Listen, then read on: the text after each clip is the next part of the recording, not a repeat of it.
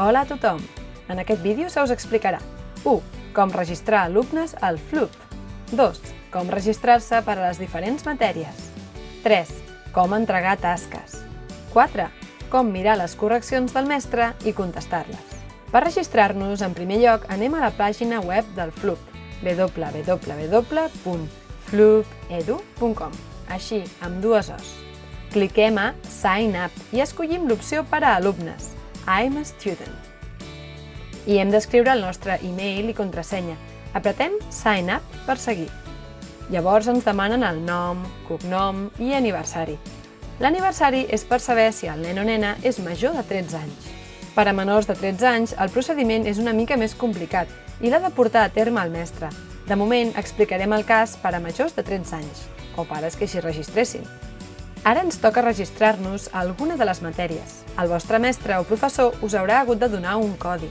En el nostre cas és MT417. Ho escrivim, acceptem les condicions d'ús i premem Join Class. Ara us explicaré com entregar tasques amb el Floop. Com veieu, tenim de deures la pàgina 49 del llibre de matemàtiques. Cliquem a Submit i llavors el signe més on diu Upload Image or PDF. Aquí hi posarem la foto dels nostres deures que tinguem. Recordeu que com més bona qualitat tinguin les fotos, millor serà per al mestre i millors correccions podrà fer. Trieu el document que us interessi i cliqueu a Submit Work. Ara, al vostre mestre li apareixerà la vostra tasca i posarà una sèrie de comentaris. Mirem com quedarà una vegada corregit. Veieu? Aquí ens avisa que la feina ja està corregida. Aquest número de color és la quantitat de correccions o comentaris que ens ha fet el mestre o la mestra. Mirem com ha anat. Si cliqueu a View Feedback, podreu veure tots els comentaris posats a sobre de la foto dels deures.